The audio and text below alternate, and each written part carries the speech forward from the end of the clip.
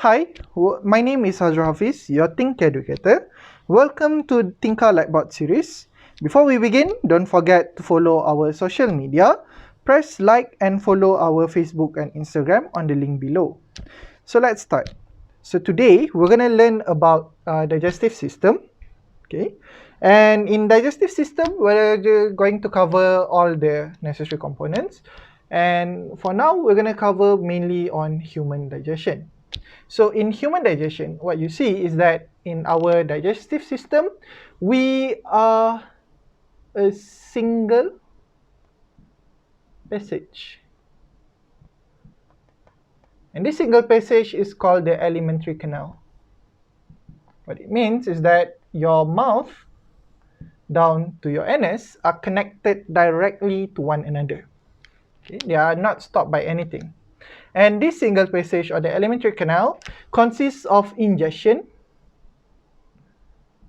which is when you take in the food, digestion, where your body breaks down the food into simpler substance, absorption, where the necessary nutrients are absorbed by the body, and finally we have excretion. Of course, in between, we also have something called the assimilation. This is an added component that is found in your biology syllabus. So let's start from the beginning. So we start with our ingestion. Ingestion takes place in the mouth, where if I were to draw simple digestive system, you start from the mouth and then it go to the stomach, and from the stomach you have your small intestine, and then it go to the large intestine, and then excreted out. Right. So first we take a look at our mouth. So within our mouth, what happened is that we have three processes. The first is the physical process. In the physical process, what happened? You have basically your teeth that cut food into tiny pieces.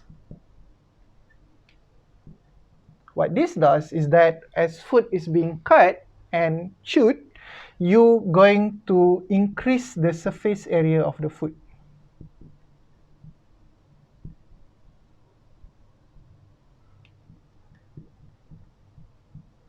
Now, why is this important? Is because when your surface area of your food increases, it allows for more surface or more contact between the food particle and the enzymes that is involved.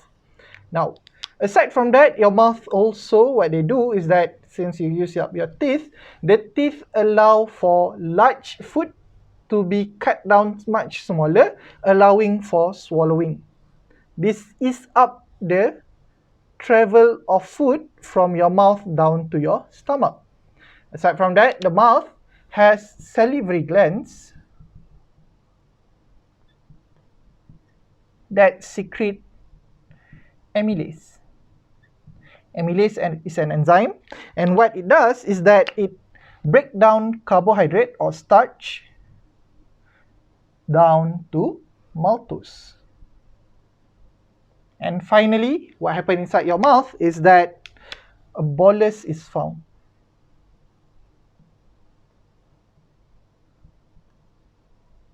By your tongue.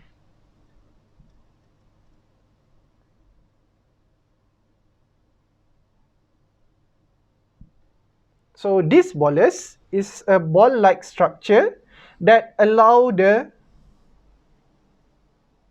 swallowing of food and move it down to the stomach. And here, basically you have your larynx and pharynx.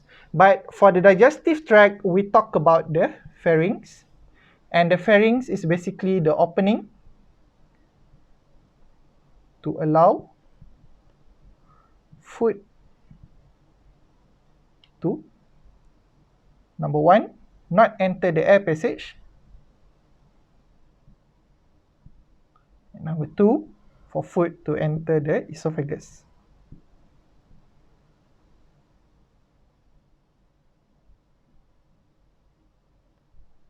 Pause.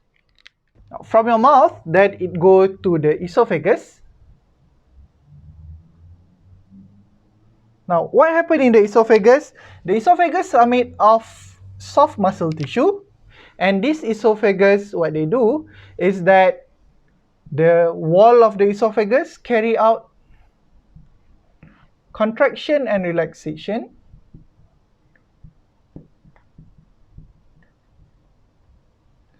to move food to the stomach. And this process is also known as peristalsis. Next, what happens is that once your food enters the stomach, this is the place where protein digestion takes place. So within the stomach, here, what happened? There is few things that is taking place. The first one is that the stomach lining, also called the goblet cell, they produce mucus to cover the surface of stomach. And then, what happened next? Next, gastric acid is secreted into stomach. Now here, two things happen. The first is that this gastric acid kills microorganisms.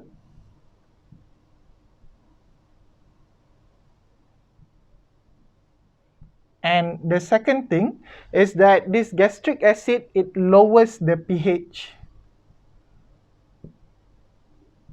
of food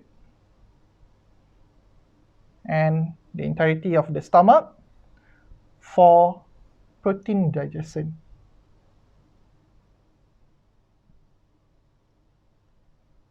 So basically, the gastric acid is a medium which is rich in hydrochloric acid. The pH of your gastric acid is about 1 to 2. Right? So it's very, very acidic. And then what happened next? The third thing that happened is that you're going to have digestion of protein.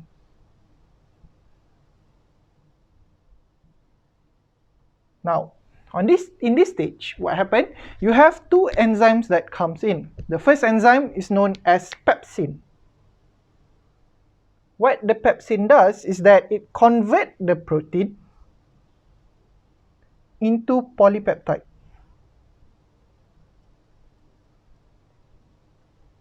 Another enzyme that is produced is called renin.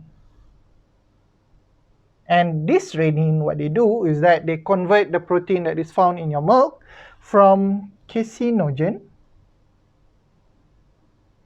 to casein. Stop. Now, I mentioned earlier that the goblet cell, it produces mucus, and these goblet cells consist of 3 different cells. The first one is called the chief cell, and these chief cells, they are the one that produces the pepsinogen. This is an inactivated form of your pepsin. The moment this pepsinogen is in contact with the hydrochloric acid, it gets activated and then it react with the protein to form polypeptide. The next, you have the parietal cell, and this is the one that is responsible in producing your hydrochloric acid. And finally, we have our mucus cell, and this is the one that is responsible in producing the mucus. So the goblet cells are separated into specific roles in your syllabus. So please memorize this because this will be included in your exam. Stop. Next, what happens is that the stomach, every content inside your stomach will then be churned into chyme, and this chyme will then move to the small intestine. Your small intestine is separated into 3 different parts. We begin with the first part, which is your duodenum. So the duodenum is the next passage in your alimentary canal, and it is actually part of small intestine. So what happened is, within the duodenum, the first thing that happened is that this low pH of the chyme need to be changed back to higher pH. The reason is because the chyme is too acidic for the enzymes of the small intestine to operate. So what happened is, within your duodenum, the pancreas will secrete pancreatic juice.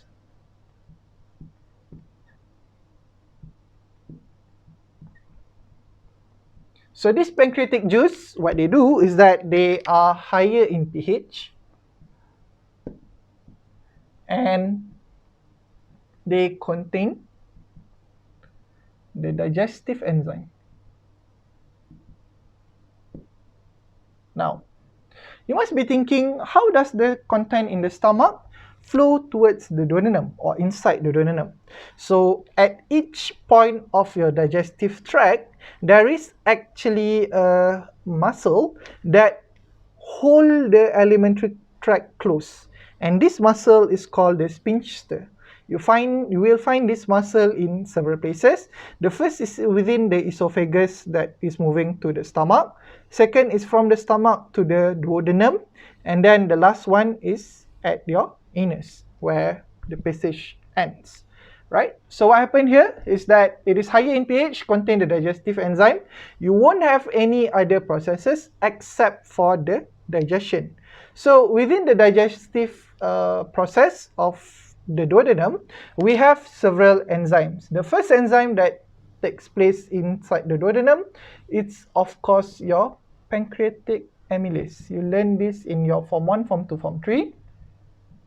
And what does the pancreatic amylase do? They convert the starch and break it down to maltose, similar as the one within the salivary amylase, right? So this is the first one.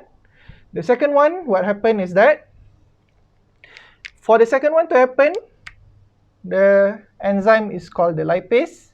But before this process takes place, you must remember one thing: the moment it enters the duodenum, here the bile will first emulsify fat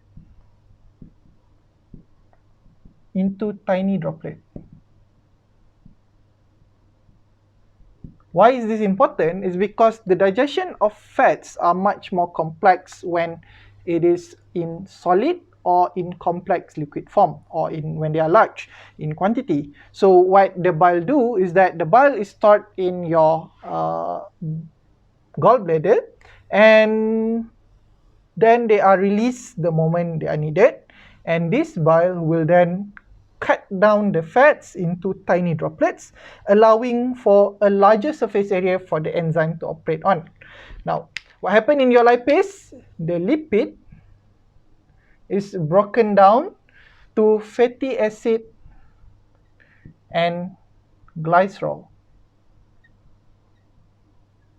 And this lipid we learn in our food category. It is called the triglyceride, where it is made of glycerol and 3 fatty acids. So what the enzyme does is that it cuts the bonding between the glycerol and the fatty acids. So this is your end product. Next, you have your enzyme called trypsin. What trypsin does is that it converts polypeptide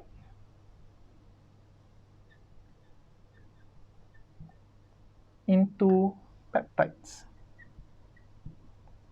This is a protein digestion, and this is not completed yet. Reason is because peptides are still complex. The same thing that is happening with the amylase. Maltose is still complex. However, for lipase, fatty acids and glycerols are already the simplest form of your fats. And then you have your maltase. And what this maltase does is that it convert the convert the maltose, break it down to glucose. Now this is what happened within your duodenum. The duodenum mainly focuses on the digestion of your food particles. But at the same time, the duodenum, similar as the ileum and jejunum that we'll discuss later, how it also helps out in the absorption of food particles. Pause. After the duodenum, your small intestine passage will enter the jejunum and ileum. So here you have the jejunum and ileum. So the jejunum and ileum still produces the enzymes through the goblet cell that is found throughout your small intestine. But here, what happened to the jejunum and the ileum? The jejunum and ileum mainly focuses on absorption. So let's talk first about the enzyme. The enzyme that they secrete is similar as the enzyme that is secreted in your duodenum, except this is produced by your small intestine, not the pancreas. So here, some of the enzyme that is produced is a maltase. And then we have our sucrase. What this do is that it breaks down sucrose into glucose and fructose. And then we have the enzyme lactase. And what does lactase do? They break down the lactose to glucose and galactose. So people who are lactose intolerant, what they lack in their body is lactase. So for babies, mostly they have lactase in their digestive tract. But as they grow older, the concentration of lactase produced by the body decreases over time. That's why for adults, mostly they can't consume milk as they used to when they are children. That's why as you grow older, you choose to consume cheese and yogurt over milk. The reason is because your body does not produce any more lactase. And for cheese and yogurt, for example, lactose is immediately converted to lactic acid, allowing for safe consumption. Now, aside from this, we also have the enzyme called erepsin. Erepsin, what it do is that it breaks down the peptide bonding and it leaves you with the amino acids. And finally, we have our lipase. And this lipase, similar as how within the duodenum, it breaks down the triglyceride into fatty acids and glycerol. So this is the digestion of enzyme inside your small intestine. But the small intestine is not really known as digestion. They are mostly focus mostly on the absorption process. So the next process they do is absorption. And absorption of food particle occur through a special structure that is found on the surface of your small intestine called the villus. So the villus is actually a finger-like projection that is found on the wall of your small intestine, including the duodenum. So as you can see here, we have at the center, this is called the lacteal. We're going to talk about this soon. And then we have our blood capillary. So what happened here is that for absorption, it must occur at the villus. And within your villus, you have the cells that are 1 cell thick. The wall of the villus is 1 cell thick. And each of the cells of the villus contain microvilli. So when we take a look at one of the cells, we see that the Villus cell has microvilli. What this does is that this microvilli increases the surface area.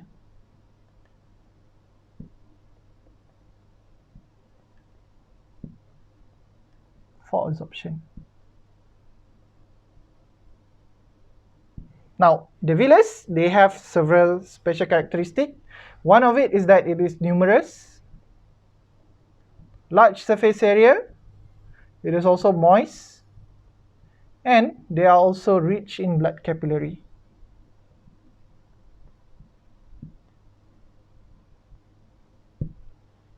Then. So now we're going to take a look at the absorption that is taking place in your Villus. So what happened is that the Villus is numerous and they are finger-like projection. And as you can see there at the center, you have your lacteal, and surrounding it, you have your blood capillary. So the lacteal is mainly used for the absorption of fats, your vitamin A, and your glycerol. As for your glucose, your amino acids, water, and vitamin B6 will move to the blood capillary. I'll write down and show to you how it goes, but just take a look at the video and see how the absorption takes place. So as you can see there, the movement of substance, they obey the passive transport rule where they move following the concentration gradient. The same thing happened for your lacteal, where the movement is following the passive transport, and here your fats are diffused with the villus and then move into the lacteal.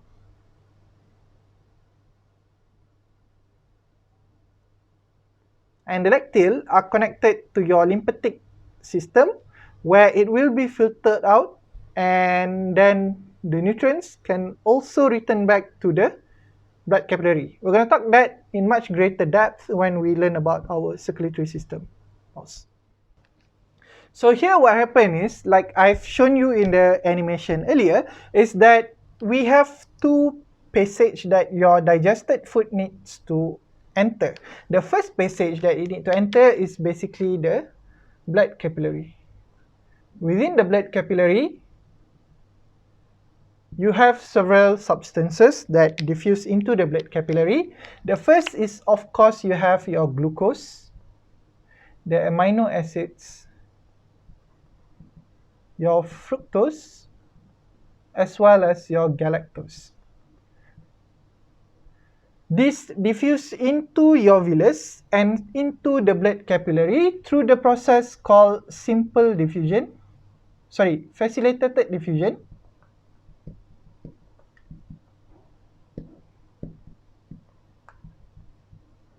Where protein channels are found throughout the villus structure. Like earlier I mentioned the goblet cell, there are goblet cells found on the surface of your villus, where this goblet cell contain the protein channel, where it will bring the particle into the bloodstream. So this is what we call the protein channel, and as the glucose enter, the protein channel open and close, pushes it down into the goblet cell, and from the goblet cell it move it across and into the blood capillary. Next, your water and vitamin B6. These two, because vitamin B6 dissolve in water, they are water soluble. Both of these enter into your bloodstream through the process called osmosis. And then you have your ions. Some ions are soluble in water, so they can go through osmosis, but most of the ions are mainly transported through facilitated diffusion.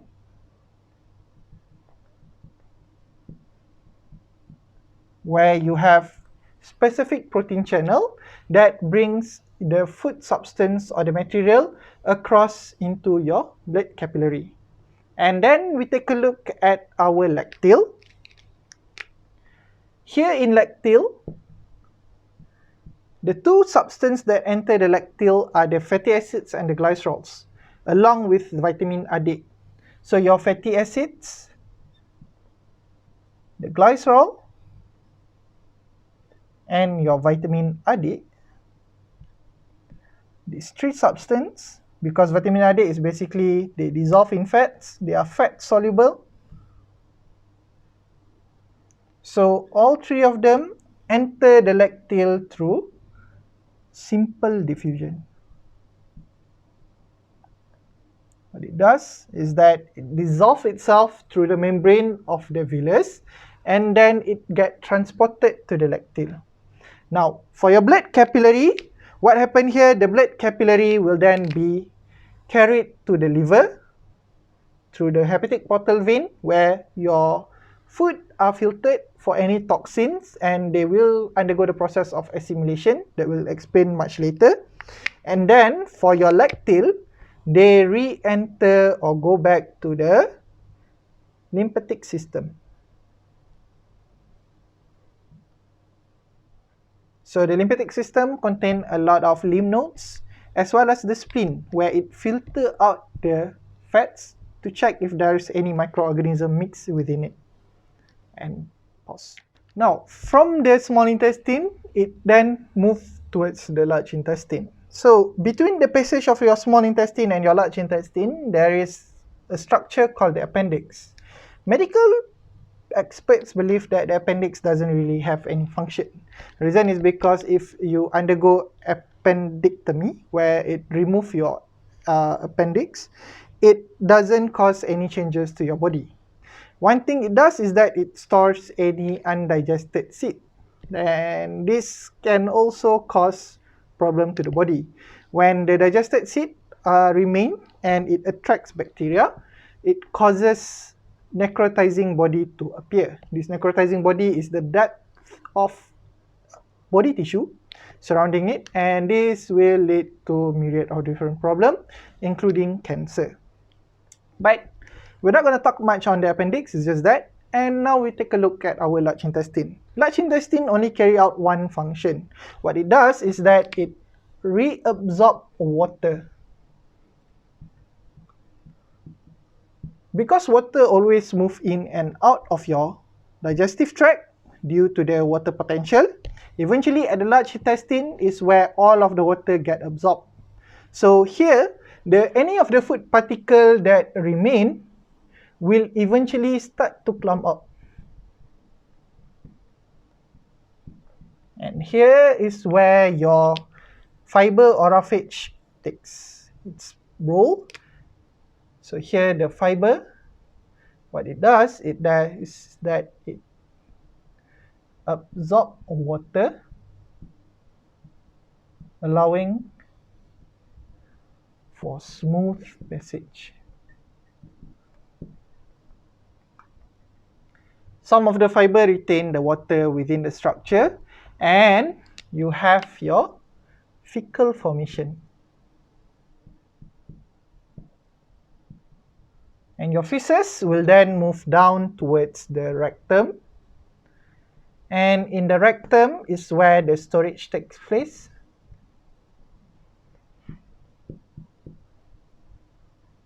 And finally, it moves down to the anus, where it will be excreted out. Now, this is the passage of your alimentary canal. Now we're going to take a look on some of our accessory organs. In the digestive tract, our accessory organs play a vital role in maintaining the digestion. One of the accessory organ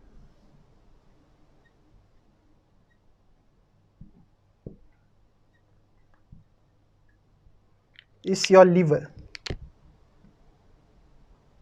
The liver is found near the stomach, where it carry out two functions. The first one, we're going to talk in greater depth much later, is called assimilation. The second one is that it produces bile. And this bile is important for fat digestion. But this bile are not produced in large quantity. they are secreted throughout your life cycle and they need to be stored somewhere. And this bile is then stored in another accessory organ, which is called the gallbladder. What the gallbladder do is that it store bile.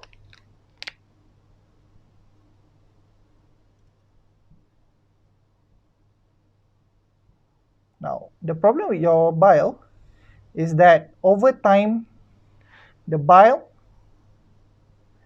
may form bile salt.